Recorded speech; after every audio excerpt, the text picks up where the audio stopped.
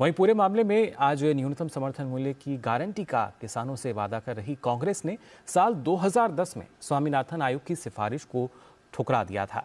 UPA सरकार ने साल 2010 में आयोग की उस रिपोर्ट को खारिज कर दिया था जिसमें फसलों की न्यूनतम समर्थन मूल्य औसत लागत से 50% से ज्यादा रखने की सिफारिश की गई थी। इस बात की पुष्टि राज्यसभा में पूछे गए एक सवाल के जवाब में हुई थी। ये सवाल 16 अप्रैल 2010 को पूछा गया था।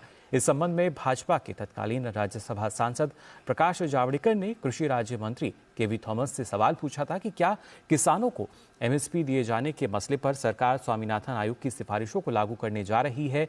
इस पर जवाब देते हुए केवी थॉमस ने बताया कि प्रोफेसर एम एस स्वामीनाथन के अध्यक्षता में राष्ट्रीय किसान आयोग की सिफारिश है कि न्यूनतम समर्थन मूल्य उत्पादन के औसत लागत से कम 50% अधिक होना चाहिए।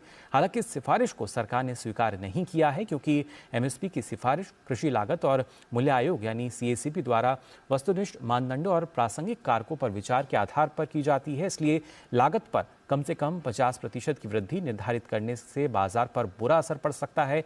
कुछ मामलों में एमएसपी और फसलों की उत्पादन लागत को जोड़कर देखना गलत होगा, इससे बाजार पर सही असर नहीं होगा।